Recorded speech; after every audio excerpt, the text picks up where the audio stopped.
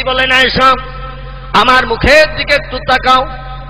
আল্লাহ নবীর মুখটা উপরের দিকে আর আয়েশার মুখটা উঁচু। আয়েশাকে একটু নিচু করে তাকাতে বললেন। রাসূলের চেহারার দিকে আয়েশা যেই নজর করেছেন, আল্লাহ নবী একটু চোখচোখি করে ফেলেছেন। আয়েশা লজ্জায় ঠিক করে মুস্কি হাসিয়ে যে একটু মুখটা ঘুরিয়ে নিয়েছেন। স্বামী স্ত্রী একেবারে কাছাকাছি চোখচোখি হওয়া একটা লজ্জার ব্যাপার আছে, একটু আত্মসম্মানের ব্যাপার। আয়েশা একটু ঠিক করে হেসে ফেলেছেন, কারণ এই মাথার এই চোখ একেবারে সামনাসামনি দুইজনে দেখা দেখি। আল্লাহ নবী বলেন, আয়েশা মুখ ঘোরালে হবে না, আমার চেহারার দিকে না তাকালে জায়গার নাম বলবো না। আয়েশা আবার মুখ ঘুরিয়ে নবীর মুখের দিকে তাকিয়েছেন। আল্লাহ নবী বলছেন, আয়েশা আজকের তোমার ঘরের ভিতরে এই যেভাবে আমি শুয়ে আছি, তোমার সঙ্গে যেভাবে শুয়ে গল্প করছে, মরণের পর তোমার ঘরের ভিতরে এভাবে যদি কিয়ামত পর্যন্ত আমি ঘুমাতে চাই, তুমি কি তোমার ঘরে আমাকে জায়গা দেবে? আজকের যেভাবে তোমার ঘরে শুয়ে আছি, মরণের পর এভাবেই তোমার ঘরের ভিতরে যদি আমি কিয়ামত পর্যন্ত ঘুমাতে চাই, আমাকে তোমার ঘরে কি কবর দেবে তুমি? হযরত আয়েশা বললেন, লাব্বাইকা সাদাইকা ইয়া রাসূলুল্লাহ, ওটা তো আমার জীবন ধন্য হবে, আমার সম্মান আল্লাহর কাছে বেড়ে যাবে। আপনি আমার ঘরে কবরস্থ হয়ে থাকবেন, আর কিয়ামত পর্যন্ত আপনার উম্মতেরা আপনার কবর দেখতে আসবে, আর আপনার কবর দেখতে আসলে আমার ঘরটা দেখে যাবে, আমার দাম বাড়া ছাড়া কমবে না। আপনি আমার ঘরে যদি কবরস্থ হতে চান, আপনাকে কিয়ামত পর্যন্ত আমার ঘরের ভিতরে ঘুম পাড়িয়ে রাখবো। একটু জোরে বলুন সুবহানাল্লাহ। রাসূল বলেন, আয়েশা তাহলে আজ তুমি অঙ্গীকার করো, আমি মুহাম্মদ যেদিন মারা যাব সেদিন তোমার ঘরের ভিতরে আমাকে এভাবে কবর দিয়ে দিও। আমাকে পশ্চিমে মাথা দিয়ে, পূর্বে পা দিয়ে, আর কাবার দিকে দক্ষিণ দিকে মুখটা করে তোমার ঘরে শুইয়ে দিও। আমি কিয়ামত পর্যন্ত কাবার দিকে মুখ করে যেন ঘুমিয়ে থাকতে পারি। বিশ্বনবীর ওয়াদা পূর্ণের জন্য হযরত মায়েশাতুল হুমায়রা রাদিয়াল্লাহু আনহা রাসূলের মৃত্যুর পরই চতুর্দিকে যখন শোকের ছায়া নেমে গেল, নবীর সাহাবীরা সব কেঁদে কেঁদে জারেরা। হাদিস শরীফ এসেছে, ইসলামিক ইতিহাসে লিপিবদ্ধ হয়েছে, 3 দিন পর্যন্ত মদিনার মেয়েরা উনানে হাড়ি চাপায়নি। আমার নবীর বিয়োগ ব্যথাতে যে যেদিকে পারে সব পাহাড়ের কিনারায় বসে বসে কাঁদে। প্রিয় নবী, প্রিয় নেতা চলে গেছে। আজ আমরা শোকাহত, মর্মাহত, পৃথিবী যেন অন্ধকার দেখছি। বাচ্চারাও পর্যন্ত 3 দিন নবীর প্রেমাসক্ত হয়ে মায়ের কাছে খাবারের দাবি করেনি। জোরে বলুন সুবহানাল্লাহ। কি মায়া তারা করেছিল আমার নবীকে, কি ভালোবাসা দেখিয়েছিল তারা আমার নবীকে। 3 দিন উনানে হাড়ি চাপানোর দরকার হয়নি, বাচ্চারা মায়ের কাছে খাবারের দাবি করেনি। দলে দলে মানুষ আসে আমার নবীকে জানাজা পড়ে পড়ে চলে যায়। বিশ্ব নবীর জানাজা হচ্ছে 3 দিন ধরে, দলে দলে মানুষ আসে জানাজা পড়ে। সোমবার দিন রসুল বেলা দ্বীপ্রহরের পর আল্লাহর নবী পৃথিবী থেকে বিদায় নিলেন। সোম গেল, মঙ্গল গেল, বুধবারের দিন আসরের নামাজ বাদ এবার নবীকে কবরস্থ করা হবে, পরিকল্পনা নেওয়া হয়েছে। সাহাবীরা এক জায়গায় বসে মিটিং করলো, আল্লাহ নবীকে কোথায় কবর দেয়া যাবে। কেউ বলে মক্কায় বিশ্ব নবীর বিবি আছে খাদিজা, যাকে সব থেকে বেশি ভালোবাসতেন। যখনই নবী মক্কার দেশে যেতেন, খাদিজার কবরের ধারে দাঁড়িয়ে গভীর রাত্রে কেঁদে কেঁদে চোখের পানিতে বুক ভাসাতেন। খাদিজার কবরের পাশে কবর দিলে হয়। কেউ বা বলছেন আল্লাহ নবীর বাপ মা ঘুমিয়ে আছেন ওই আবহাওয়া প্রান্তরে, মরুভূমি, বাবলা বাগান, বাপ মায়ের পাশে নবীকে দাফন করে দেয়া ভালো। কেউ বা বলছেন বিশ্ব নবী মুহাম্মদ রাসূলুল্লাহর মাতৃভূমি মক্কার দেশে কাবার পূর্ব দিককার চাতন নবীর বাপের পৈতৃক ভিটা, ওইখানে মুহাম্মদ রাসূলুল্লাহকে কবর দিলে ভালো হয়। অন্য কারো জায়গায় কবর না দিয়ে নবীর বাবার পৈতৃক ভিটায় কবর দেয়া হোক। কেউ বলেন আল্লাহর নবী নিজ হাতে করে একটি ভালো কবরস্থান মদিনায় বানিয়েছেন, যেখানে মুহাম্মদের সাহাবীদের কবর দেয়া হয়েছে, এখানে নবীকে কবর দেয়া হোক। সিদ্ধান্ত সেটেল হয় না। শেষ পর্যন্ত কি করা যাবে? হযরত আয়েশার কাছে যেয়ে বলা হলো, উম্মুল মুমিনিন, এ মা জননী আয়েশা, আপনার স্বামীকে তো আর রাখা সম্ভব নয়। মদিনায় শোকের ছায়া বয়ে চলেছে, 3 দিন মসজিদে আজান হয় না, নবীর বিয়োগ ব্যথায় নামাজের কথা কারো মনে নাই। 3 দিন আজান হয় না, বেলাল তো কেঁদে কেঁদে সারেদার হয়ে পাগল বনে রয়েছে। আল্লাহ নবীর চেহারার দিকে তাকায়, আসার খেয়ে গিয়ে পরে হযরত বেলাল, আজ নবী নাই, যে নবীর জন্য আমি পাগল হয়ে গেছি, সেই নবী আজ আমাকে ফাঁকি দিয়ে চলে গেল। বেলাল 3 দিন মসজিদে আজান দেয় না, জামাতে নামাজও হয় না। আল্লাহর নবীর সাহাবী হযরত আবু বকর বলেন, আর লাশ উপরে রাখা যাবে না, মাটির তলে দাফন করে দিয়ে স্বাভাবিক নিয়ম তৈরি করতে হবে। কোথায় কোন জায়গায় কবর দেয়া যাবে? মায়েশার কাছে যে জিজ্ঞাসাবাদ করা হলো, আল্লাহ নবীর কবরের জায়গা কোথায় হবে, আপনার কি কিছু জানা আছে নাকি? হযরত মায়েশা বললেন, রে মদিনার মুসলমানেরা, নবীর সাহাবীরা শোনো, আমার স্বামীর সঙ্গে একদিন আমার কথোপকথন হয়েছে। আমার স্বামী বলেছে, মরণের পর আমার এই ঘরের ভিতরে যেখানে তিনি বর্তমানে ঘুমিয়ে আছেন, মৃত্যুবরণ করে শুয়ে রয়েছেন, একদিন ঠিক এই অবস্থায় আমার উরুর উপরে মাথা দিয়ে নবী শুয়েছিলেন। আজকের যে অবস্থায় নবী আমার ঘরে শুয়ে আছেন, যে অবস্থায় নবী মৃত্যুবরণ করেছেন, এখান থেকে কিছুদিন আগে ঠিক এই রকম অবস্থা ছিল আমার ঘরের ভিতরে। রাসূল আমার কাছে নিবেদন করেছিল, আয়েশা, এই পৃথিবী থেকে যেদিন বিদায় নেব, মারা যাব, তোমার ঘরের ভিতরে এইভাবে যদি কিয়ামত পর্যন্ত কবরস্থ হয়ে ঘুমাতে চাই, আমাকে কি তোমার ঘরের ভিতরে কবরের জায়গা দেবে? আমি সেদিন আমার প্রিয় স্বামীকে বলেছিলাম, নাম ইয়া জাওজি মুহাম্মদ ইবনে আব্দুল্লাহ, রে প্রাণের স্বামী আব্দুল্লাহর বাটা, হ্যাঁ হ্যাঁ হ্যাঁ, আপনি আমার ঘরে যদি কবরস্থ হতে চান, আপনাকে আমার ঘরে কবর দিয়ে রাখবো। রাসূল বলেন, তাহলে আমার সাহাবীদের বলবে, আমার মরণের পর তোমার ঘরের ভিতরে আমাকে যেন কবর দেয়। সাহাবীরা বলছেন, আমরা আগে যদি বিভিন্ন মিটিং মিছিল না করে হযরত আয়েশার কাছে আসতাম, আমাদের তাহলে অনেক আগে কাজ কমপ্লিট হয়ে যেত। এখানে যখন রাসূল ঘুমাতে চেয়েছে, তাহলে আর দেরি করো না, এখানেই কবর খোঁড়ো, এখানেই কবর খোঁড়ো। যেখানে রাসূলের লাশ মরার পরে রাখা ছিল, রাসূলের লাশটা সরিয়ে দিয়ে সেখানেই কবর খোঁড়া হলো। কবর খুঁড়ে লাশটাকে আবার সেখানে দাফন করা হয়েছিল। হযরতে মায়েশাতুল হুমায়রা বলেন, আমার প্রাণের স্বামী আমার ঘরে এক পাশে থাকে, আমি আর এক পাশে থাকি, আমার কোনো অসুবিধা হয় না। জোরে বলুন সুবহানাল্লাহ।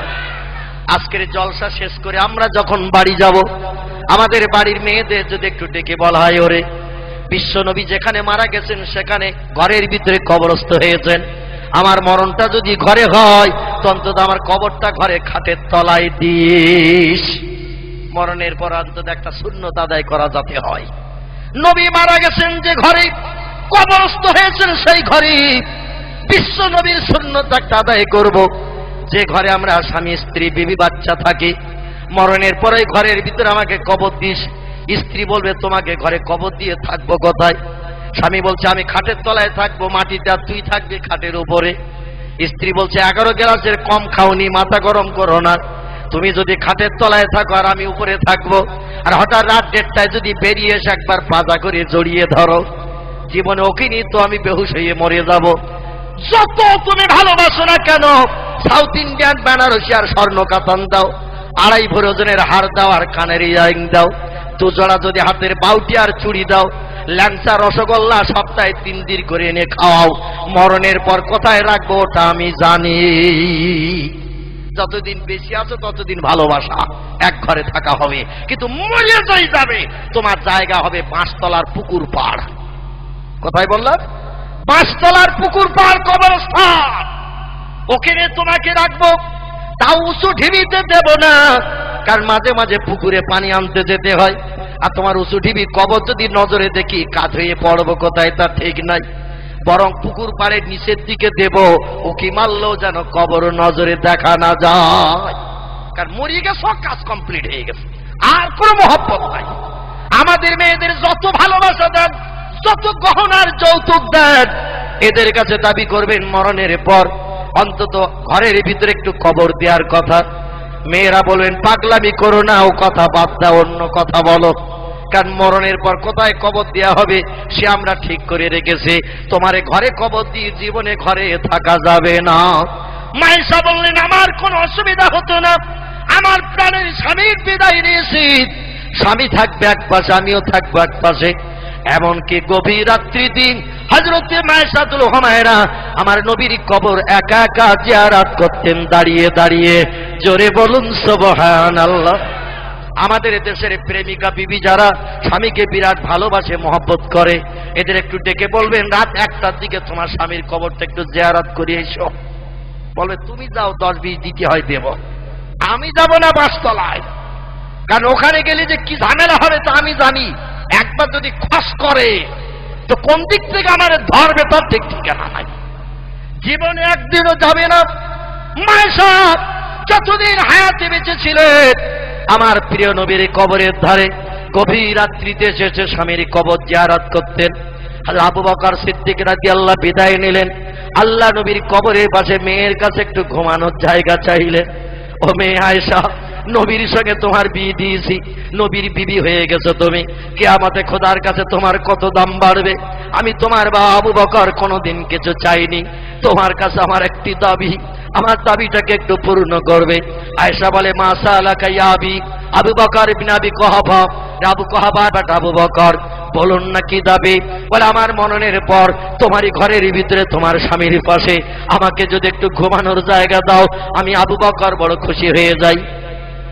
মায়েশা বললেন আব্বাজান, কত উপকার আপনি আমাকে করেছেন, বিশ্ব নবী সিংহে বিয়ে দিয়ে নবীর বিবি বানিয়েছেন, আল্লাহর জান্নাতে যাওয়ার রাস্তা খুঁজে পেয়েছি, কিয়ামতে খোদার কাছে সম্মান পাবো। আর আপনি আমার কাছে দাবি করেছেন আমার স্বামীর পাশে কবরস্থানে থাকবেন, ঘরে যখন জায়গা আছে আপনাকে বঞ্চিত করব না, আমার স্বামীর পাশে মরণের পর আপনাকেও কবর দেব। জোরে বলুন সুবহানাল্লাহ। কারণ ঘরটি হলো আমার ঘর, অতএব আমি যেটা করব সেটা হবে, আমার ঘরে আপনাকে জায়গা দেব। আল্লাহ নবীর পাশে আবু বকরকে ঘুম পাড়ানো হলো। বিশ্ব নবীর মৃত্যুর 2 বছর পর হযরত আবু বকর রাদিয়াল্লাহু বিদায় নিলেন, ওনাকে ঘুম পাড়িয়ে দেয়া হলো। পাশে আরেকটা মানুষের কবরের জায়গা, হযরতে মা ফাতেমার ঘরের ভিতরে 3টা মানুষ পাশাপাশি শুলে 2 ধারের খেজুরের বাড়া গায়ে লেগে যেত।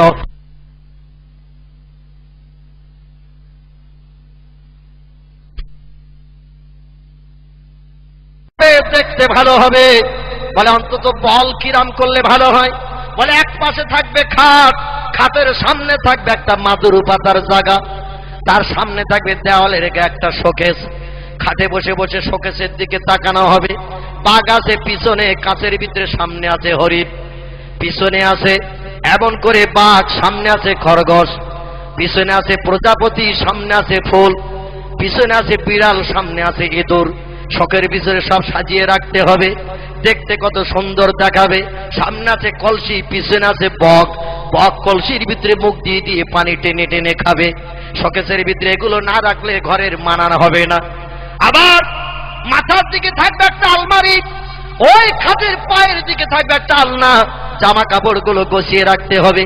দরজার পাশে একটা জানলা থাকবে, জানলার ধারে টেবিলে থাকবে বৌমাটা, জানলার পাশে টেবিলের উপরে রাখতে হবে বৌমাটা, বৌমা। আমি এর বাংলা নাম দিয়েছি বৌমা, ইংরেজি নাম হলো টেলিভিশন।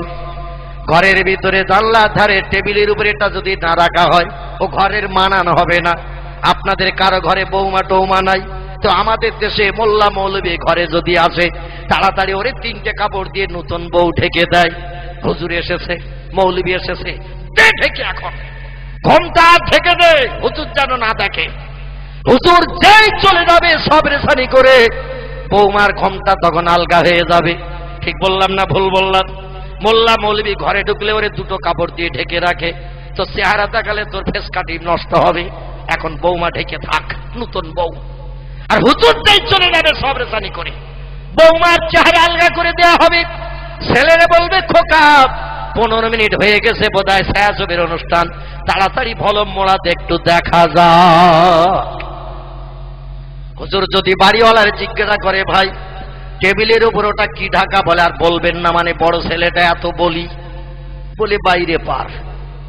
দোষ সব বড় ছেলের ঘাড়ে দিয়ে বাড়িওয়ালা বেরিয়ে গেছে।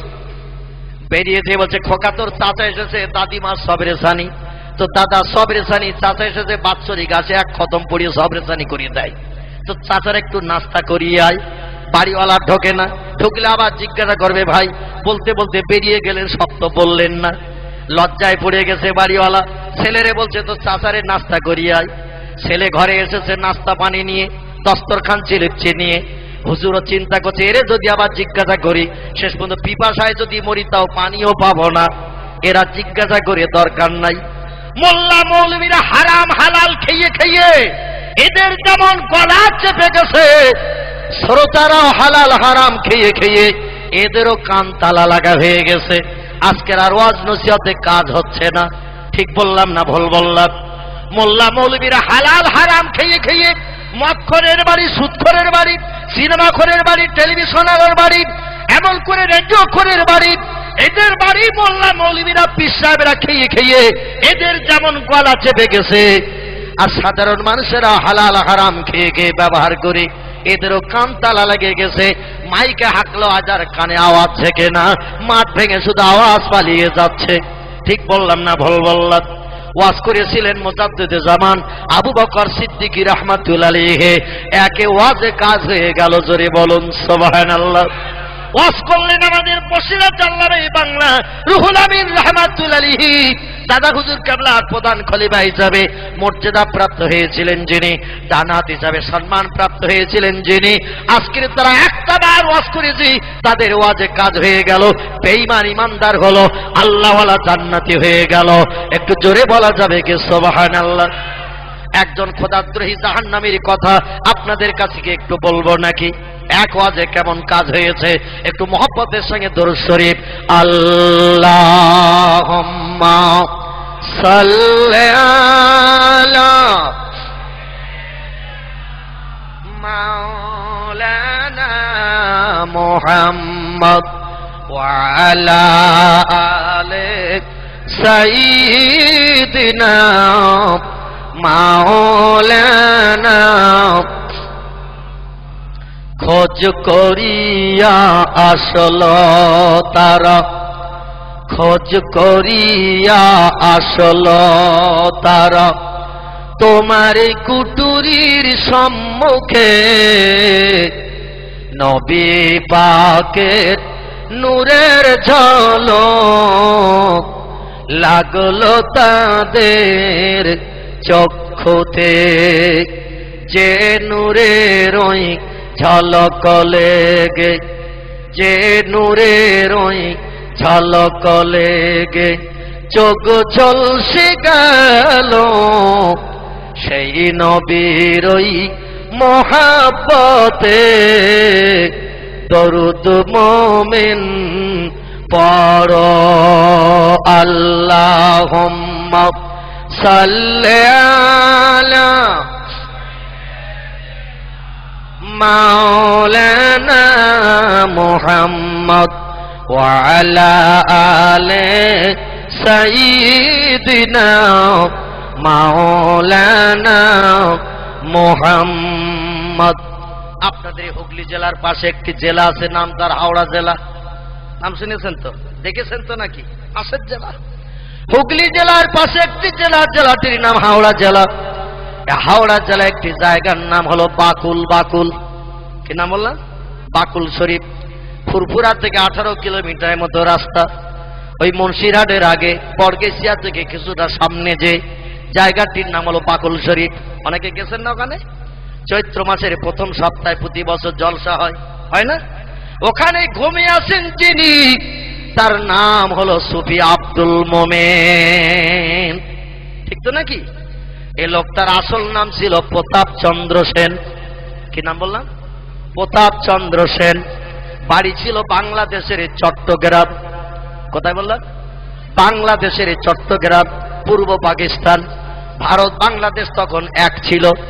মুজাদ্দিদে জামান আবু বকর সিদ্দিকী রাহমাতুল্লাহ আলাইহি ওয়াজ করতে গেছেন বাংলাদেশে। নোয়াখালী থেকে নৌকা যোগে জলপথে, পানিপথে তিনি চট্টগ্রামে গেছেন। পরের দিন জলসা। যে বাড়িওয়ালার বাড়িতে জলসা, বাড়িওয়ালার বাড়ির সামনে একটা সদর দলুজ আছে। দলুজ, দলুজ ঘর বোঝেন তো? এখন তার দলুজ ঘরের দরকার নাই। মামাতো ভাই, খালাতো ভাই বন্ধু এসেছে, ঘরের ভিতরে জায়গা। খোকার বাপ বাড়ি নাই, খোকার মা তো আছে, অসুবিধে কিছু নাই, যা লাগবে সব দেবে, কোনো অসুবিধা নাই।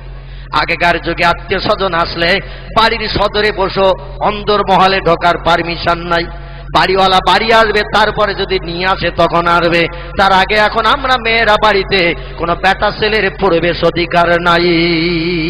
ঠিক বললাম না ভুল বললাম? এখন মডার্ন হয়ে গেছে। মামাতো ভাই, খালাতো ভাই বন্ধু গেছে, ও বাইরে থাকবে কেন? ঘরে ঢুকুক, অসুবিধা নেই। ঘরে ঢুকে যায়। আর ঘরের মেয়েরা বলে অনেকদিন পরে এসেছিস, বলে খেয়াল ছিল না, মনে ছিল না, তো এসেছি। বলে আজ 11 মাস বিয়ে হয়েছে, তোরে দেখিনি। বাপের বাড়ি থাকতে সপ্তাহে সপ্তাহে দেখতাম। আমি রান্না করতে যাই, গালটা হা কর, একটু পান দিয়ে যাই। হা কর। বলে আমার হাতে দেখাই। বলে অনেকদিন পরে এসিস, তোর হাতে দিলে আমার কথা মনে থাকবে না, তোর গালে এমন করে দেবো যেন 3 সপ্তাহ অন্তর অন্তর আসিস। বুঝতে পেরেছেন? গাল হা কর, গালে দে। খোকার বাপ মাঠ থেকে বাড়ি আসে কাজ করে, এসে যদি বলে আজকে রৌদ্র পড়েছে খুব, পিপাসায় কলিজা শুকিয়ে গেছে, 1 গ্লাস পানি হলে ভালো হয়। আমাদের মেয়েরা বলে সেই কলসি আর ওই গ্লাস যত পারো ঢালো আর খাও, আমার এখন পানি দেওয়ার সময় নাই। এখানকার মারা অবশ্যই বলে টলে না। রৌদ্র পড়তেছে দেখে ওরা মাল সব রেডি করে রেখে দেয়। বাড়ি আসলে খোকার বাপেরা হাওয়া দিতে হবে, ঠান্ডা পানি দিয়ে পিপাসা দূর করতে হবে। এখানকার মারা অ্যাডভান্স সব জোগাড় করে রেখে দেয়। আমাদের 24 পরগনা বসিরহাট এলাকার কথা বলছি। মামাতো ভাই খালাতো ভাই বন্ধু আসলে ওর গালে জোর করে দেয়। আর স্বামী এসে যদি বলে পিপাসা লেগেছে 1 গ্লাস পানি, বলে আমি রান্নাঘরে আছি, সেই গ্লাস আর ওই কলসি যতবারও ঢালো আর খাও, অসুবিধে কিছু নাই। এরা বাজার থেকে মাঝে মধ্যে বাড়ি আসে রাত 11টায়, এসে জিজ্ঞাসা করছে রান্না বান্না কি হয়েছে। বলে উচ্ছে বেগুন, মাছ ঝোল আছে আর ভাত। বলে গাটা যেন গরম গরম ভাব, খান 2 রুটি হলে ভালো হতো, কারণ ভাত খেলে জ্বর একটু বেশি হয়, রুটি খেলে আর জ্বরটা বেশি হয় না। খান 2 রুটি হলে ভালো হতো, যেন 103 জ্বর ভাব। আমাদের মেয়েরা বলে এই রান্নাঘর থেকে 3 ঘন্টা ধরে আগুন পয়ে আসলাম, উচ্ছে বেগুন রান্না করলাম, মাছের ঝোল ভাত, আর এখন রাত 11টায় বাড়ি এসে বলছো রুটি। অত যদি রুটি খাওয়ার ইচ্ছা হয় রান্নাঘরে যাও, তৈরি করো, খাও, আমি বাপের মেয়ে যেতে পারবো না। যদি তোমার ভালো না লাগে মেম্বার ডাকো, আর আমার 3 বেচা পয়সা আছে, 4 আনার কাগজ আমি আনতেছি, সঙ্গে সঙ্গে ডিভাইডেড, কোনো অসুবিধা নাই। মেম্বারকে ডাকবে তুমি, কাগজ কিনবো আমি, সঙ্গে সঙ্গে সই স্বাক্ষর করে আমরা উভয়ের মতো চিন্তা ভাবনা নেব। এখন রাত দুপুরে আর রুটি বানাতে যেতে পারবো না। তুমি এখানকার মারা ভালো, রাত 12টায় এসেও যদি বাড়িওয়ালা বলে 2 খানা রুটি, তো 4 খানা করিয়ে দেয়। রাত্রি দোকান খাবে, সকালে দোকান খাবে, ঠান্ডা বাসি ভাত টাত খেতে হবে না, খোকার বাপের জ্বর হবে। এরা যত্ন করে ভালো।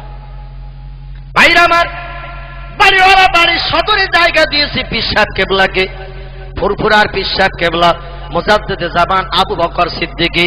এদের ওয়াজ কেমন কাজ হতো একটুখানি লক্ষ্য করেন। আর বর্তমান যুগে আজ আর কাজ হচ্ছে না। হুজুর বাড়ির সদরে বসা জায়গা করে দিয়েছেন বিশ্রামের জন্য। আমি যেমন আজকের সকালে এসে গেছি আপনাদের গ্রামে, গতকাল প্রোগ্রাম ছিল দক্ষিণ 24 পরগনার কাকদ্বীপ, সেখান থেকে রাত 3টায় বেরিয়ে এখানে এসেছে সকাল 7:30-8টার দিকে একটা না গাড়ি ছাড়িয়ে।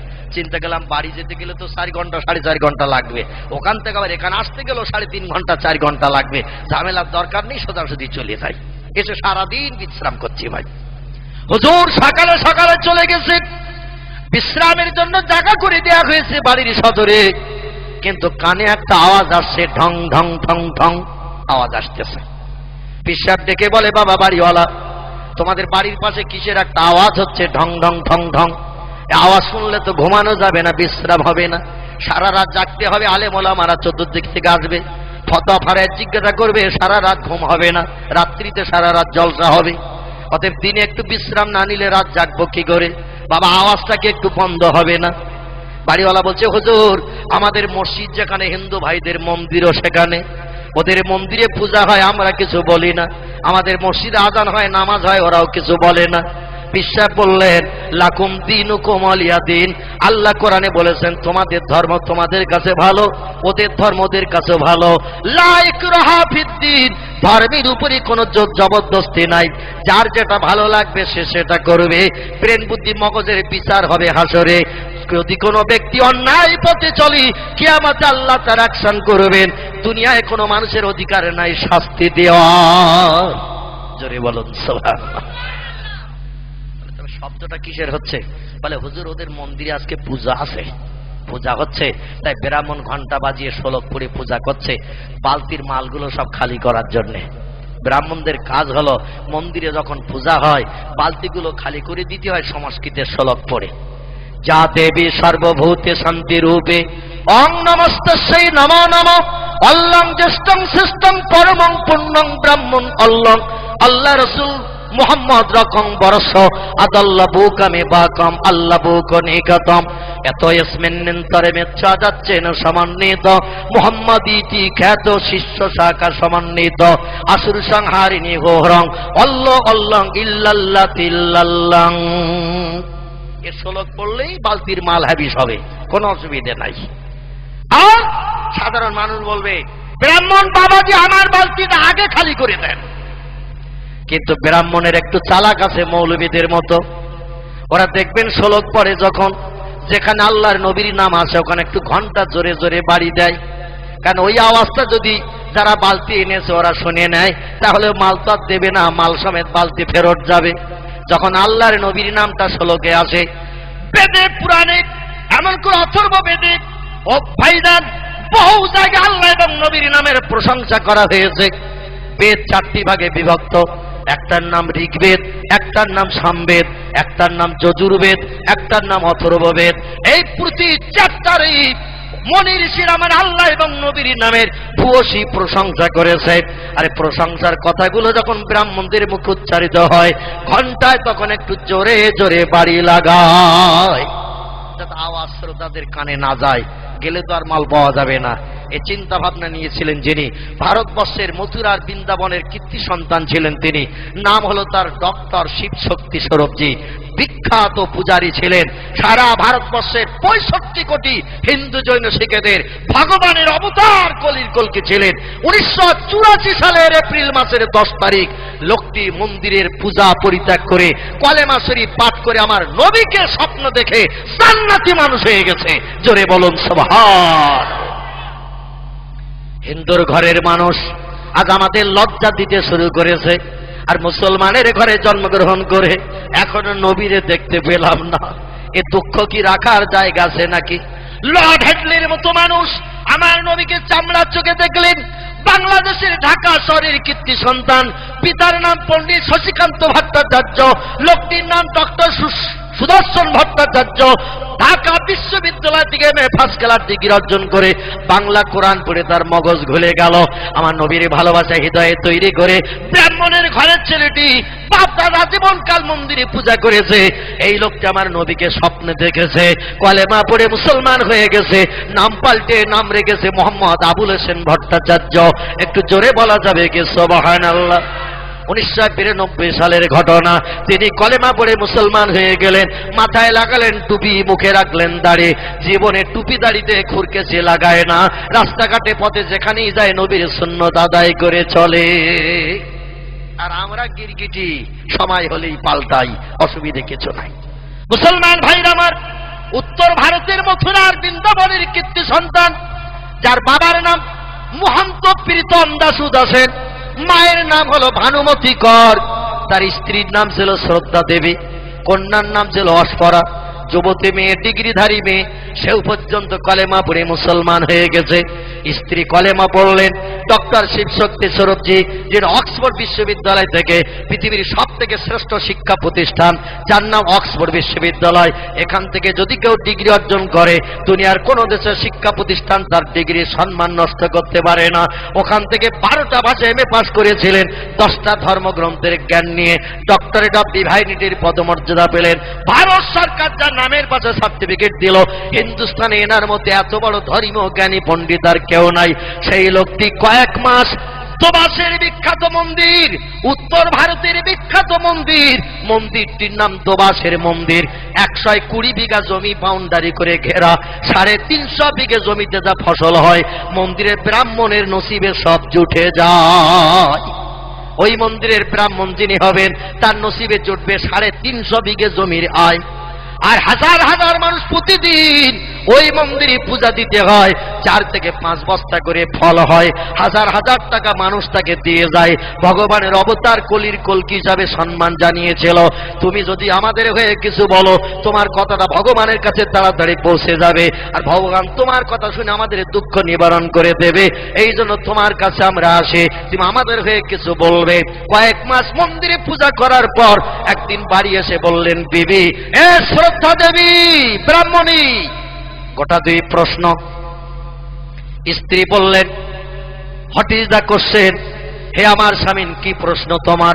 বলে, প্রশ্ন হলো এই যে আমি ন্যায় পথে চলবো না অন্যায় পথে চলবো, সত্যের আশ্রয় গ্রহণ করব না মিথ্যাকে বরণ করব। স্ত্রী বললেন, 65 কোটি মানুষ আপনার মুখের দিকে তাকিয়ে রয়েছে ভারতে, আপনার থেকে মানুষ আদর্শ শিখবে, আপনার থেকে মানুষ চরিত্র গঠন করবে।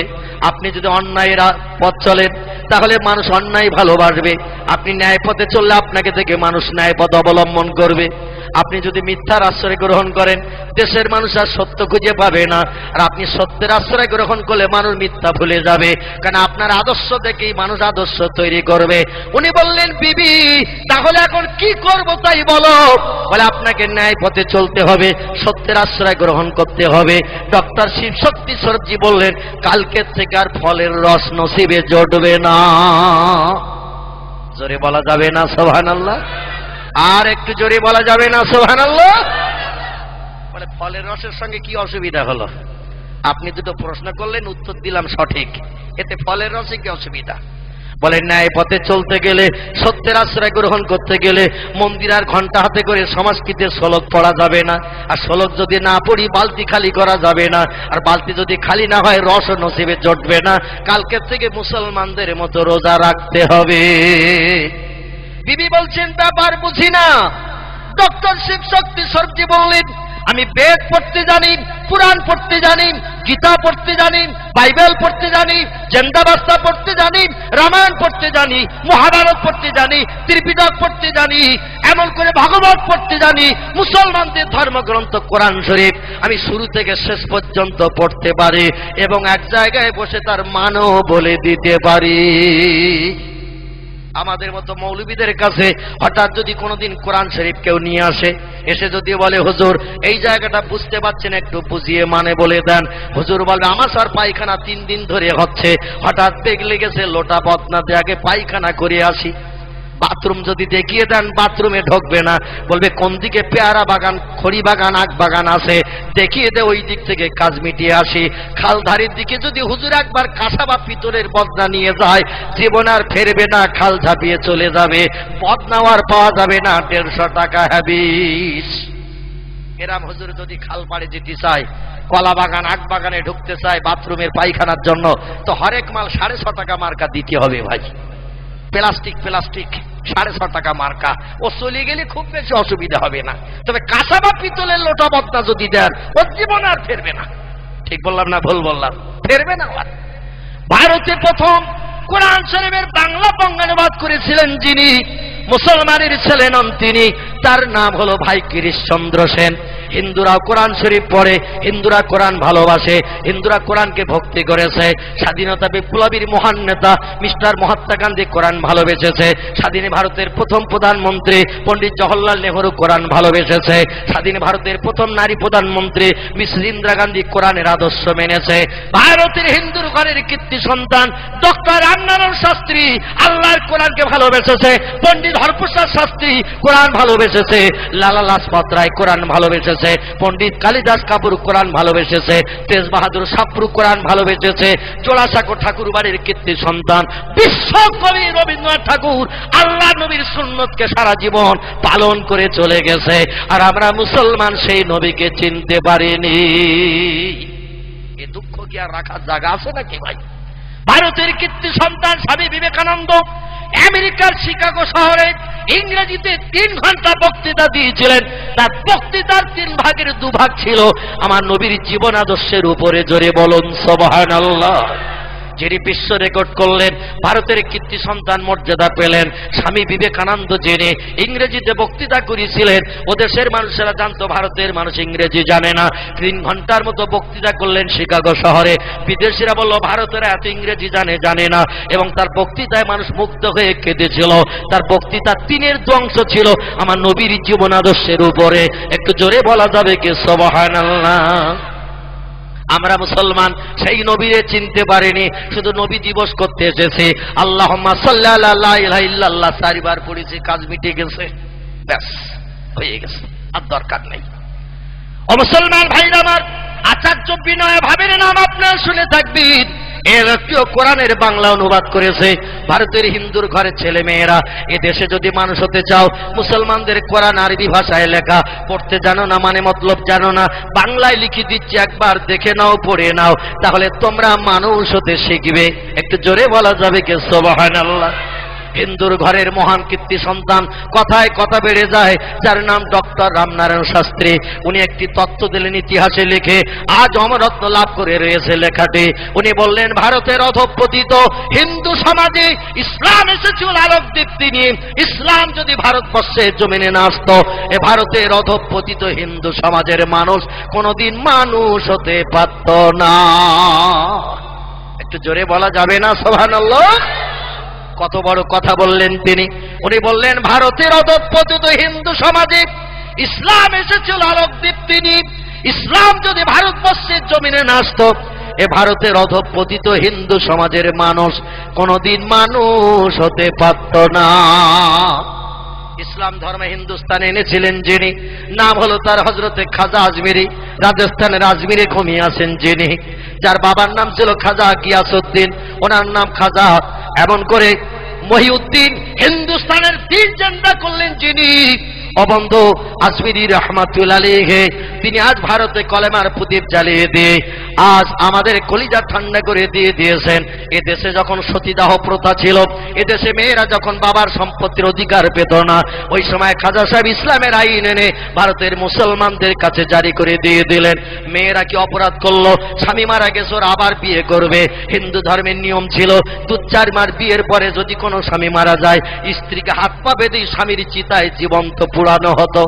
রাজা রামমোহন রায় বলল, ধর্মে লাথি মার। বিশ্বকবি রবীন্দ্রনাথ ঠাকুর বলল, ধর্মে লাথি মার।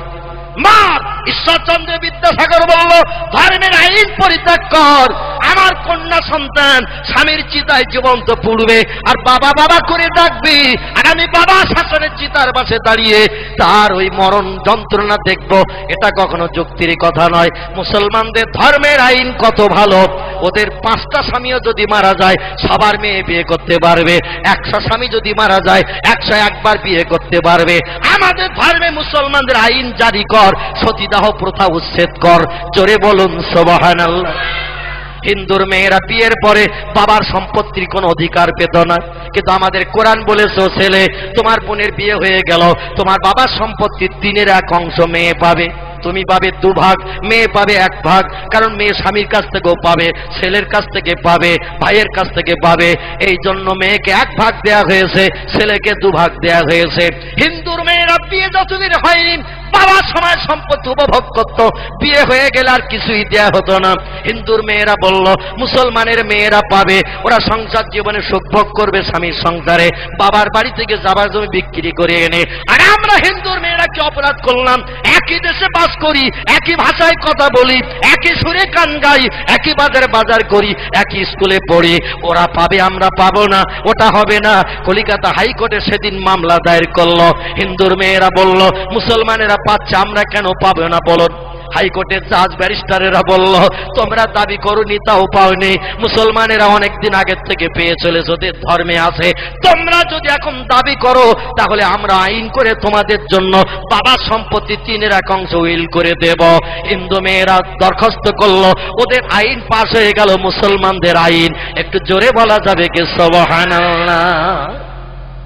মুসলমান ভাইরা আমার, সেই ইসলাম সেই ভারতবর্ষে এসেছে মানুষকে মানুষ বানানোর জন্য।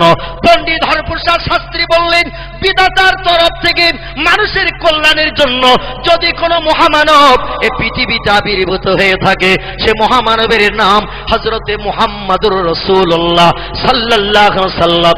যদি কেউ বলে মুহাম্মদ রাসূলুল্লাহ বিধাতা প্রেরিত রাসূল নয়, আল্লাহর পাঠানো মহামানব নয়, আমি হরপ্রসাদ শাস্ত্রী বলছি, বিধাতার তরফ থেকে মানুষের কল্যাণের জন্য কোন মহামানব এই পৃথিবীতে কোনোদিন আবির্ভূত হয়নি।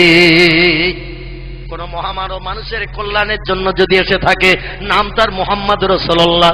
আমি রামকৃষ্ণ পরমহংস দেবের নাম বলতে পারবো না, বুদ্ধদেবের নাম বলতে পারবো না, চৈতন্য দেবের নাম বলতে পারবো না, গুরু নানকের নাম বলতে পারবো না, মহাবীরের নাম বলতে পারবো না, আচার্য কেশবচন্দ্র সেনের নাম বলতে পারবো না, যীশু খ্রিস্টের নাম বলতে পারবো না, বালক ব্রহ্মচারীর নাম বলতে পারবো না। মহামানবের ভিতরে যিনি শ্রেষ্ঠ, নাম হলো তার মুহাম্মদ রাসূলুল্লাহ। একটু জোরে বলা যাবে কি সুবহানাল্লাহ? বর্তমান খ্রিস্টানের দেশে, আমেরিকার দেশে একজন উচ্চ লেখকের সুনাম হয়েছে, নাম হলো তার ডক্টর এইচ.এম. হার্ট। বিশ্ববিখ্যাত লেখক হিসাবে তাম পৃথিবীতে যিনি সুনাম পেয়েছেন, এই লোকটির নাম ডক্টর এইচ.এম. হার্ট। ইংরেজি ভাষা একটা বই লিখে তাম বিশ্বে সুনাম অর্জন করেছে। বইটির নাম দিয়েছেন ইংরেজিতে দ্য 100। কি নাম বললাম? দি 100। বইটার নাম দিয়েছে দ্য 100। এর বাংলা নাম হলো 100। বইটার বাংলা নাম হলো 100, ইংরেজিতে নাম হলো দ্য 100। লেখকের নাম ডক্টর এইচ.এম. হার্ট। আমেরিকার দেশের উচ্চ শিক্ষিত খুব বড় সাহিত্যিক, খুব বড় লেখক। এই বইটা লিখে পৃথিবীতে খুব বড় সাহিত্যিকের সম্মান পেয়েছেন। তার বইতে 100 মনি ঋষির জীবনী লিপিবদ্ধ করেছেন। দুনিয়ার 100 ভালো লোকের জীবনী লিখেছেন তিনি। এই ভালো লোকের জীবনী লিখে পৃথিবীর মানুষের কাছে বড় সুনাম অর্জন করেছেন। তবে তার বইয়ের প্রথমে যে লোকটার জীবনী জায়গা পেয়েছে, সেই লোকটি রামকৃষ্ণ পরমহংস দেব নন, বুদ্ধদেব নন, চৈতন্য দেব নন, গুরু নানক নন, মহাবীর নন, আচার্য কেশবচন্দ্র সেন নন, যীশু খ্রিস্ট নন, বালক ব্রহ্মচারী নন, ডক্টর শিবশক্তি সরবজি নন। যুক্তরাষ্ট্রের ভূতপূর্ব প্রেসিডেন্ট মিস্টার হুবারের নাম লেখা হয়নি। জার্মান প্রেসিডেন্ট মিস্টার হিটলারের নাম লেখা হয়নি। ইতালির প্রেসিডেন্ট মিস্টার সিনোর মুসোলিনির জীবনী লেখা হয়নি। চীনের প্রেসিডেন্ট মিস্টার শি হংসির জীবনী লেখা হয়নি। যারা মরণের পর ইতিহাসে অমরত্ব লাভ করে রয়েছে, এদের কারো নাম লেখা হয়নি। পৃথিবীতে বড় বড় বিজ্ঞান যারা এসেছে, কারবা নাম রুশো, কারবা নাম প্লেটো, কারবা নাম হেগেল, কারবা নাম ক্যান্ট, কারবা নাম ভয়েল, কারবা নাম জার্নাল, কারবা নাম মিলি, কারবা নাম টমাস কার্লাইল, কারবা নাম উইলিয়াম মোর, কারবা নাম এডওয়ার্ড গিবন, কারবা নাম গোয়েত, কারবা নাম আইজাক নিউটন, কারবা নাম গ্যালিলিও। বড় বড় বিজ্ঞান যারা এসেছে, কারোর জীবনী তিনি লেখেননি। প্রথম যার জীবনী দিয়ে শুরু করেছেন, তিনি হলেন আমাদের নবী মুহাম্মদুর রাসূলুল্লাহ। একটু জোরে বলা যাবে কি সুবহানাল্লাহ? নারে তাকবীর, নারে তাকবীর। বিশ্ব নবী দিবস, বিশ্ব নবী দিবস। Doctor HM. হার্টকে জিজ্ঞাসা করা হলো, কত ভালো ভালো মানুষ আছে পৃথিবীতে, মুহাম্মদের জীবনী দিয়ে প্রথম কেন শুরু করলেন? উনি বললেন, বইয়ের প্রথমে ভালো জিনিস না দিলে মানুষের পছন্দ হবে না পড়তে। আমি যত নেতা আছে, যত ভালো মানুষ আছে, তাদের জীবনী নিয়ে রিসার্চ করে দেখলাম, মুহাম্মদের জীবনীর উপরে কারো জীবনী হতে পারে না। তাই ভালো জীবনীটা আগে দিয়ে দিয়েছি, যাতে মানুষ পড়লে ওদের মন ধরবে, আরো কিছু পড়ি, আরো কিছু পড়ি। আর প্রথমে যদি খারাপ লাগে, পৃষ্ঠা বুঝিয়ে রেখে দেবে, আর পড়বে না। তাই ভালো লোকটা দিয়ে শুরু করেছে। একটু জোরে বলা যাবে কি সুবহানাল্লাহ? এই ভালো লোকটি আদর্শ মেনেছিলেন যিনি, ফুরফুরা সিলসিলার প্রতিষ্ঠাতা তিনি, নাম তার মুজাদ্দিদে জামান আবু বকর সিদ্দিকী রাহমাতুল্লাহ আলাইহি। যার কথা আপনাদের কাছে বলতে চাইছিলাম, মাথায় টুপি, মুখে দাড়ি, গায়ে লম্বা জামা, ইসলাম শরীয়ত আইন পালন করে লোকটি পৃথিবীতে বিচরণ করেছে। যেখানে গেছে সেখানে সম্মান বললো, বহু টাকা খরচ করে ফেলেছি আপনাদের গোবরডাঙ্গা পর্যন্ত। যদি লাইন পাততে না দেন, আমাদের তো গাড়ি চলবে না। আপনারা কিছু পয়সা করিয়ে নেন, অন্তত লাইন পাতার একটু জায়গা দিয়ে দেন। গোবরডাঙ্গা সেজে বাবু বলল, হাজার হাজার বিঘা জমি আছে, লক্ষ লক্ষ টাকার মালিক, আর টাকা দেখিয়ে, লোক দেখিয়ে, লোভ দেখিয়ে তোমরা পাটি বাঁধবে আমাদের জমিদার বাড়ির উপর দিয়ে, ওটা কখনো হবে না। তবে একটা নিবেদন করব, যাতে তোমাদের মনোবাঞ্ছা পূর্ণ হয়, টাকা খরচের উসল উঠে যায়। মার্টিন বান কোম্পানি বলল, বলুন না কি বলতে চাইছেন? বলে, আমাদের নামে একটা কম্পার্ট ট্রেনে রেখে দিতে হবে, ওতে অন্য কোনো যাত্রী উঠতে পারবে না। যখন আমাদের প্রয়োজন হবে ট্রেনে উঠবো, ভাড়া ভাড়া দিতে পারবো না। কোম্পানি বলল, তাতে রাজি। জোরে বলুন সুবহানাল্লাহ। কারণ যখন লাইন পাততে দিচ্ছেন না, শেষ পর্যন্ত বেকার হয়ে যাবে আমাদের এত টাকা খরচ। তো আপনাদের জন্য একটা কম্পার্ট রেখে দিতে হয়, দেব। জমিদার বাড়ির লোক যখন উঠবে যাবে, পয়সাও নেব না, ওটা ফ্রি। এই মার্টিন বান কোম্পানি 4খানা বগির কোম্পানি, একটা ঘর গোবরডাঙ্গার বাবুদের জন্য স্পেশাল করা ছিল ভাইজান। সেখানে নো অ্যাডমিশন বলে দরজায় লেখা ছিল, নো অ্যাডমিশন ফর পাবলিক, কোনো সাধারণ মানুষ ঢুকতে পারবে না, কেবলমাত্র জমিদার বাড়ির মানুষ ছাড়া। একদিন গোবরডাঙ্গা সেজে বাবু, এরা ইংরেজ সরকার থেকে পাওয়ার ছিল, 3 রাউন্ড গুলি করে যদি কোনো মানুষও মার্ডার করে তার কেস হবে না, কারণ লোকটি ছিল সৎ প্রকৃতির মানুষ, অন্যায় পছন্দ করত না, অন্যায় দেখলে গুলি করে প্রাণ নাশ করে দিত। ইংরেজ সরকার আমলে তার কোনো কেসও হতো না, এত সৎ প্রকৃতির মানুষ ছিলেন গোবরডাঙ্গা সেজে বাবু। পিছনে এমন করে তিনি মেড ইন ইংল্যান্ড গাদা বন্দুক কাঁধে করে নিয়ে গোবরডাঙ্গার প্ল্যাটফর্মে দাঁড়িয়ে রয়েছেন, একটু চাঁদপাড়ায় যাবেন। আর সেদিন ট্রেনে ভিড় ভাট থাকুক, বুড়ো মৌলবী ট্রেনে করে যাচ্ছেন ভাইজান গাইঘাটা হয়ে ওই বনগার দিকে, কোম্পানির সব লোকজনের ভিড়। চিন্তা করলো বুড়ো ফকির, আমি এই লোকজনের ভিড়ে ঢুকলে তো পিষে মেরে দেবে, দেখি কোনো কম্পার্ট খালি আছে কিনা। দেখতে দেখতে দেখলে একটা ঘর খালি, কোনো লোকজন নাই। আল্লাহর মহানলি দাদা হুজুর কেবলা চিন্তা নিলেন, লোকের নজরে বোধহয় দরজা পড়ে নাই, আমার নজরে যখন পড়ে গেছে ঢুকে যাই, আরামে একটু বসি, গুড়গুড় করতে করতে মাটিন ট্রেন যাবে, বনগা পর্যন্ত একটু স্বস্তি পাওয়া যাবে। মসলন্তপুর হয়ে এবার গাইঘাটায় চলে গেছে ট্রেন, কুমা হয়ে মসলন্তপুর হয়ে গাইঘাটায় চলে গেছে ট্রেন।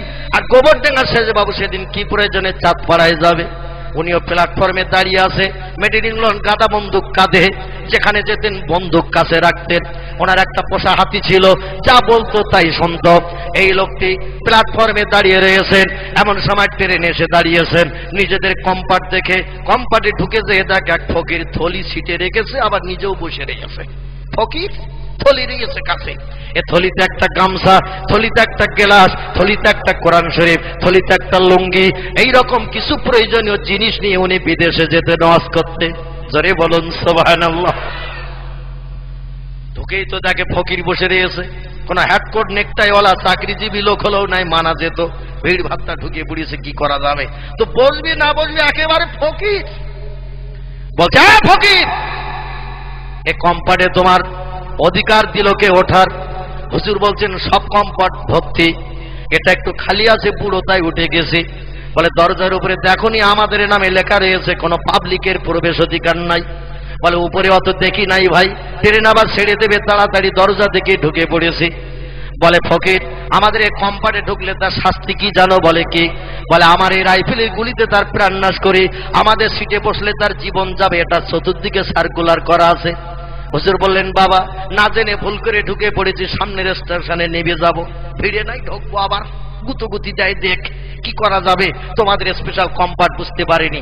বলে নেমে গেল হবে না, ও ফকির তোমার গুলি করে না দিলি অন্যদিন আবার লোক এসে ঢুকবে, জিজ্ঞাসা করলে বলবে সামনের স্টেশনে নেমে যাব, সবাই এক কথা বলবে, আর সিট তো তুষ উঠে যাবে, রোজ রোজ লোক ঢুকবে আর বসবে, আমাদের সিটের মর্যাদা থাকবে না। আজকে যদি তোমার গুলি করে মেরে দিই, মনের ভুলো কেউ ডান্ডা ধরেও ঝুলে যাবে না। হুজুর বললেন তাহলে ভুল ক্ষমা হবে না? বলে ক্ষমা হলো একমাত্র রাইফেলের গুলি। বিশ্বাস বললেন বাবা তাহলে স্টেশন এসে গেলে কিন্তু নেমে যাব, তার আগে কাজ মিটিয়ে নাও। কাঁধের থেকে রাইফেলটা পেড়ে নিয়ে বিশ্বাবের বুকের কাছে ধরে বলছে যদি কিছু শক টক থাকে বলো, একবার শুনে নেই, কারণ গুলি টেনে দিলে তার জীবনের শক মিটবে না। বিশ্বাব বলল বাবা বলছো যখন তাহলে একটুখানি সময় দাও, আমার স্রষ্টার সঙ্গে একটু কথা বলে নেই। জোরে বলুন সুবহানাল্লাহ। আল্লাহর মহানলি দোকানে হাত উঁচু করে আসমানের দিকে হাত উঁচু করে বিড় বিড় করে একটু মোবাইল করেছে, যে মোবাইল এখন ফকিরের ঝোলায় খুঁজে পাওয়া যাচ্ছে। ফকির ফকির ওদের ঝোলায় এখন মোবাইল পাওয়া যাচ্ছে, ফকির ফকিরের টেলিফোন হচ্ছে, হ্যালো চাচা বলছে খবর বলো। বলে কোন পাড়ায়? বলে দক্ষিণ পাড়ায়। বলে আমি আছি উত্তর পাড়ায়। ক কেজি হয়েছে? বলে 4.5 কেজি। বলে আর দরকার নেই, রোজ রোজ ভিক্ষা করি, বটতলায় আয়, বাড়ি যাই। বলে চাচা দাঁড়াও, বটতলায় আসছি। মাঝে মাঝে ফকিরে ফকিরে টেলিফোন হচ্ছে, কারণ এয়ারসেল কোম্পানি 29 পয়সা 1 মিনিট কল, আর 1 টাকার নিচে তো এখন ভিক্ষা দিচ্ছে না, কারণ আটানা সারে না চলে না, 1 টাকা ভিক্ষা দিলে 3 বার অ্যাকশন। ফকিরের ঝোলা কি খালি যাবে নাকি ভাই? ও মাল চালাচ্ছে, অসুবিধে নাই। যুবকও মাঝে মাঝে তেঁতুল তলায় দাঁড়াচ্ছে, হ্যালো হাজির মেয়ে দুতলা ছিল কটার পাশে দাঁড়িয়ে বলছে খবর বলো। বলে 5টার সময় দরকার।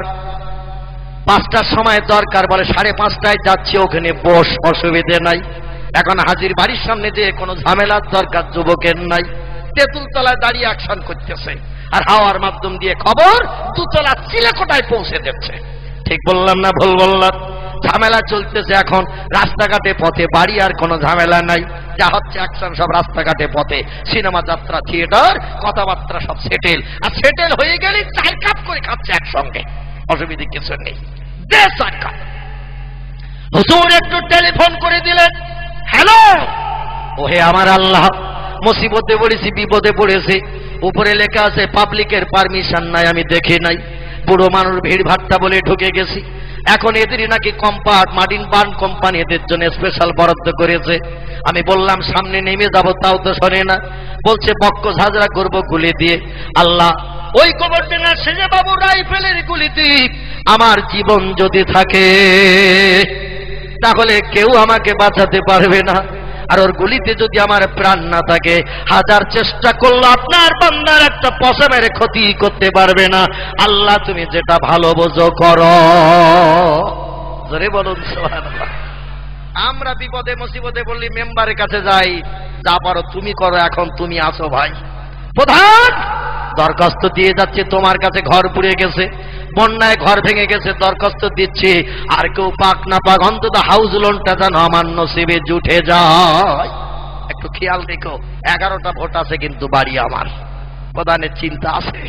মুসলমান ভাইরা আমার, আমরা বিপদে পড়ি, মানুষ মানুষের কাছে হাত পাতি, মানুষ মানুষের কাছে সাহায্য চাই।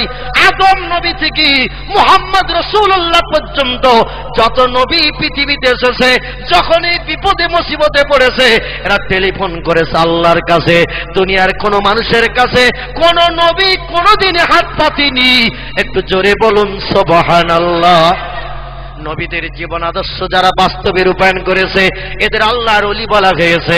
ওলিরা যখন কোনো বিপদে মুসিবতে পড়েছে, জীবনে কোনোদিন কোনো মানুষের কাছে হাত পাতেনি, আমার আল্লাহ তাদের অপমান করেনি। একটু জোরে বলা যাবে কি সুবহানাল্লাহ? নারে তাকবীর। গোবরডাঙ্গা সেজে বাবু সংক্ষেপ কথা, পরবর্তী বক্তা আসবেন, আপনাদের কাছে আলোচনা রাখবেন। দেখতে দেখতে রাত 11:30 হয়ে গেছে, 2 ঘন্টার উপরে হয়ে গেল। পরবর্তী বক্তা আসবেন। আমি যেটা আপনাদের কাছে বলতে চাইছি সেটা হলো এই যে হুজুর কেবলা চুপ করে দাঁড়িয়ে গেল। গোবরডাঙ্গা সেজে বাবু আর কোন জনগণ যাতে কম্পারে না ওঠে, কাদের থেকে মেড ইন ইংল্যান্ড কাদা বন্দুক পেড়ে নিয়ে বুকের কাছে নলটা ধরে এবার টিগার টানা শুরু করেছে। টিগার সামনের থেকে পিছনে আসে, কিন্তু গুলি বাহিরে হয় না। আমার আল্লাহ বললেন মান কানা লিল্লাহি, রাসূল বলেছেন মান কানা লিল্লাহি, যদি কোনো ব্যক্তি আল্লাহর হয়, কানা আল্লাহু লাহু, আমার আল্লাহ সেই লোকটির আপন হয়ে যায়। আর আমার আল্লাহ যখন কোনো বান্দার আপন হয়ে যায়, অকুল্লা শাইইন ইয়ানফাউন নাস, সমস্ত সৃষ্টি ওই লোকটিরই তখন বশ হয়ে যায়। জোরে বলা যাবে কি একটু সুবহানাল্লাহ? আগুন তার বশ হবে, পানি তার বশ হবে, হাওয়া তার বশ হবে, লোহা তার বশ হবে, মাটি তার বশ হবে, পাক তার বশ হবে। প্রয়োজনে পিঠে করে নিয়ে বাড়ি পৌঁছে দেবে, জীবনে গুংরানি আওয়াজ দেবে না। একটু জোরে বলুন সুবহানাল্লাহ।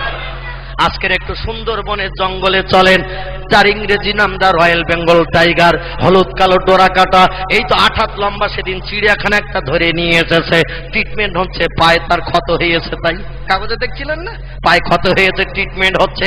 8 হাত লম্বা লেজ বাদ দিয়ে ওর সামনে যদি একবার জঙ্গলে দেখা হয় আর দেখে যদি বলে আমি মৌলবী মিলাদ মাহফিল করি, মাথায় টুপি দেই, দাড়ি রেখেছি, গায়ে লম্বা জামা দিয়ে যাই, ভালো মন্দ মুরগি টুরগি এটা খায়, পায়ে হেঁটে হেঁটে ব্যথা হয়ে গেছে, একটু পিঠে করে নিয়ে লঞ্চটা নদীর ধারে আছে পৌঁছে দিয়ে আয়।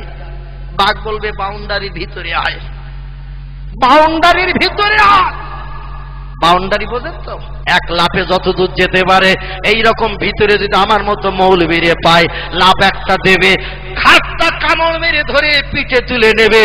তবে লঞ্চ ভটভটির দিকে আসবে না, যেদিকে ঘন জঙ্গল আছে, ওই গোল গাছ আছে, এমন করে কেওড়া গাছটা যেদিকে বেশি বেশি আছে ওই দিকে ঢুকে যে গাছের গায়ে গোটা 3 আষাঢ় মেরে বলবে ঠান্ডা হ। মাঝে মাঝে দরকার হবে 7 কেজি করে কামড়িয়ে খাবো। 3 দিনের চিন্তা দূর হয়ে গেছে, কোনো অসুবিধে নেই। আর অত 3টে দিনের চিন্তা দূর হয়ে গেছে তোরে পেয়ে। 3টে দিন আনন্দ করে করে খাবে। মুসাদ্দিদ জামান আবু বকর সিদ্দিক রাহমাতুল্লাহ আলাইহি পাক রেসপেক্ট করেছে, সম্মান করেছে। আল্লামায়ে বাংলা রুহুল আমিন রহমাতুল্লাহের কথা শুনে বাঘ রাস্তা ছেড়ে দিয়ে নিচে নেমে গেছে। পার্শ্বের জমিনে ঘুমিয়ে আছেন যিনি ভাইজান আল্লাহর মহান ওলি শেখ সাদি রহমাতুল্লাহ আলাইহি জঙ্গল থেকে কাঠগুলো কাটতেন, বোঝা করে বাঘের পিঠে তুলে দিতেন, আর বাঘ কাঠগুলো বাড়ির দরজায় পৌঁছে দিয়ে যেত। কি মানুষ ছিল তারা, আর আমরা কি মানুষ হয়েছে আজ দেখলে তাজ্জব হয়ে যেতে হয়। গুলি যখন লাগলো না, হুজুর বলছেন কি খবর বাবা? বলে অনেকদিন মেশিন চালানো হয় না, ভিতরে বোধহয় জং টং পড়িয়ে গেছে। পিসা বলছে জঙ্গলা মাল কাঁধে করে নিয়ে ঘুরে বেড়াচ্ছ তুমি, এরা মাল বইয়ে কি লাভ ভাগা? বলে হুজুর অনেকদিন চালানো হয় না, লোক পাই না, আজকের পেয়ে গেছি তো ভিতরে জং পড়েছে, গুলি বোধহয় সচ্ছে না। বলে তাহলে মাল কাঁধে করে না বেড়ানো ভালো, শুধু লোকের ভয় দেখাও। বলে হুজুর একটুখানি দেখি ভিতরটা কি হয়েছে। খাটটা ভেঙে নলটা আলগা করলেন, আলগা করে ভিতরে দেখলো গুলিটা ঠিকই আছে বটে। এবার আবার ফের করে লাগিয়ে দিয়ে জানালার ধারে নলটা ধরে টিকার টেনেছে, ঘুম করে আওয়াজে একটা গুলি বেরিয়ে গেছে। পিসা বললো বাবা খবর কি? বলে হুজুর লাইন ক্লিয়ার। বলে তাহলে? বলে স্টেশন আসতে দেব না, এবার আপনারে কিন্তু ছাড়া হবে না। পিসা বললো বাবা স্টেশন এসে গেছে, কিন্তু একটু তাড়াতাড়ি নাও। দ্বিতীয়বার বুকের কাছে নল ধরি, আবার একটা গুলি পুরি দিয়ে টিকার টানছে। মেশিন বলছে get out, don't touch, not allow. কাজ হবে না, বন্ধুর সঙ্গে ঝামেলা করতে পারবো না। আমি লোহা, আল্লাহর সৃষ্টির শ্রেষ্ঠ মানুষ, ওর সঙ্গে বন্ধুত্ব করে ফেলেছি, আমার দ্বারা কোনো দুর্ব্যবহার হবে লোহা, আমি ওটা পছন্দ করি না, এজন্য আমাকে দিয়ে কোনো কাজ করতে পারবে না। হুজুর বললেন কি খবর? বলে সেখানে বোধহয় আবার বেঁধে গেছে জঙে। পিসা বলেন ভালো করে লাইন ক্লিয়ার করে নাও। নলটা ভেঙে একটু গুঁতো কাটা দিয়ে গুলি দিয়ে লাইনটা ভালো করে ক্লিয়ার করে নিয়ে এবার নলটা লাগিয়ে টিকার টেনেছে, ঘুম করে আওয়াজ হয়ে গুলি বেরিয়ে গেল। হুজুর বললেন কি খবর? বলে লাইন ফুল ক্লিয়ার হয়ে গেছে, আর অসুবিধা নেই। বলে তাহলে বাবা স্টেশন কিন্তু এসে গেছে। বলে আমি শুধু গুলি পড়বার টিকার টানবো, কাজ কমপ্লিট হয়ে যাবে। তৃতীয়বার একটা গুলি ভরে নিয়ে হুজুরের বুকের কাছে 1 থেকে 1.5 ফুট দূরে মেড ইন ইংল্যান্ড গাদা বন্দুক, সে যুগের দামি মাল ছিল ভাই, মালটা বুকের কাছে ধরে আবার টিকার টেনেছে। মেশিন বলছে নট অ্যালাউ, কাজ হবে না। হুজুর বললেন খবর কি? বলে সেই তো আবার কি হলো? বলে ওই অবস্থা একবার জানলায় ধরে বাইরে মারো, যেই মেরেছে ঘুম করে আওয়াজ হয়ে গুলি বেরিয়ে গেল। যে নল বুকে ধরলে আওয়াজ হয় না, আর নল ঘুরে অন্যদিকে দিয়ে টিকার টানলে আওয়াজ হয়। বিশ্বাস বলছেন বাবা খবর কি? বলে মেশিন আর কাঁধে করে রাখবো না, এই মেশিন ফেলে দিচ্ছি ট্রেনের পাদানিতে। যে আল্লাহর ওলির পা দুখানা জড়িয়ে ধরে হাউ হাউ করে কাঁদতে শুরু করে দিল। বিশ্বাস বলে বাবা আমি ফকির, আর গোবরডেঙ্গার জমিদার বাড়ির কীর্তি সন্তান, তবে পা জড়িয়ে ধরলে স্টেশনে এসে যাচ্ছে লোকজন দেখলে তোমার পেস্টিজ হাম্বার হবে, আত্মসম্মান মর্যাদা লাঘব হবে, বাবা পা ছেড়ে দাও। বলে আপনার মতো ভগবানের অবতার কলির কলকি দেবতার পা জড়িয়ে ধরলে পাপ মোচন হবে, এতে সম্মান নষ্ট হবে না? হবে না? একটু জোরে বলুন সুবহানাল্লাহ, নারে তাকবীর। সম্মান নষ্ট হবে না, এতে পাপ মোচন হবে। হুজুর বললেন বাবা ছেড়ে দাও, তুমি পা ছেড়ে দাও, পা ধরো না। গোবরডেঙ্গার সেজে বাবু বলে হুজুর পা ছেড়ে দেবো, তবে একটা দাবি আপনার কাছে। বলে কি? বলে আপনি আমাকে ক্ষমা করছেন কিনা বলুন।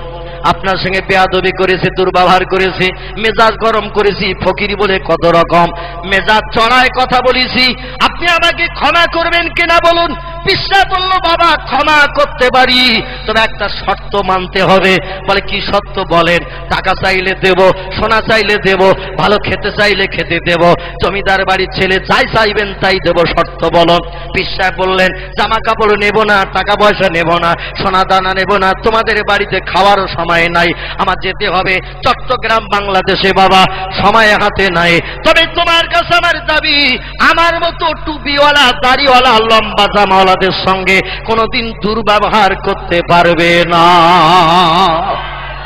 গোবরডেঙ্গা সেজে বাবু বললেন টুপি দাড়িওয়ালাদের এতদিন চিনতে পারেনি, আজকের চিনি নিয়েছে যখন, যতদিন বাঁচবো টুপিওয়ালাদের সঙ্গে সম্মান দেখাবো। জোরে বলুন সুবহানাল্লাহ। এই লোকটি বললেন হুজুর যাচ্ছেন কোথায়? বলে চট্টগ্রামে। বলে চট্টগ্রামের মানুষ মানুষ হবে, আর গোবরডেঙ্গার হাওলার মানুষ অমানুষ হয়ে থাকবে, এটা আমি পছন্দ করি না। ওয়াজ আমাদের জমিদার বাড়িতে করতে হবে। চট্টগ্রামের মানুষ মানুষ হবে ওয়াজ শুনে, আর গোবরডাঙ্গা, অশোকনগর, হাবড়ার মানুষ অমানুষ হয়ে থাকবে, এটা পছন্দ করি না। আপনার মতো ভালো মানুষের কথা আমাদের শোনাতে হবে। উনি বললেন, হবে বাবা, চিন্তা নেই, চল তো বেরিয়ে যাচ্ছি বললি বাসি। বলে, না হুজুর, দিন বলে যেতে হবে। আমি জানি আপনারা ওয়াদা করলে ভঙ্গ করেন না, আজকে দিন বলে যেতে হবে। বিশ্বাস বলল, বাবা না শুনে যখন ছাড়বে না, কার্তিক মাসের 16 তারিখ দিন দিলাম, তোমাদের জমিদার বাড়িতে আসব। বলে, আপনার জন্য বক্তৃতার মঞ্চ তৈরি করব। সেদিন হাজারে হাজার মানুষ, 50 থেকে 60,000 মানুষের সমাগম হয়েছে গোবরডাঙ্গা জমিদার বাড়িতে। আর ফুরফুরার ফকির সাহেব এসে 3 ঘন্টা ওয়াজ করেছিলেন। মানুষ কেঁদে জারে জার হয়ে গিয়েছিল। একটু জোরে বলা যাবে কি সুবহানাল্লাহ, নারে তাকবীর। এই গোবরডাঙ্গা সেজে বাবু যতদিন হায়াতে বেঁচে ছিল, ফুরফুরা ইসলাম সাহেবের মাঝের দিন, ফুরফুরা ইসলাম সাহেবের মাঝের দিন 22শে ফাল্গুন ফুরফুরা শরীফে এসে দাদা হুজুরের সঙ্গে সাক্ষাৎ করে করে যেতে। আর আমরা চিনতে পারিনি তাদের, পেরেছি নাকি ভাই? আমরা পারিনি। যাই হোক, পরবর্তী বক্তা আপনাদের কাছে আলোচনা রাখবেন। আমি আপনাদের একটু দাঁড়িয়ে দাঁড়িয়ে সোনার মদিনা আমার নবীর দরবারে একটু সালাম পেশ করব। সকলে একটু দাঁড়িয়ে যান। ইয়া নবী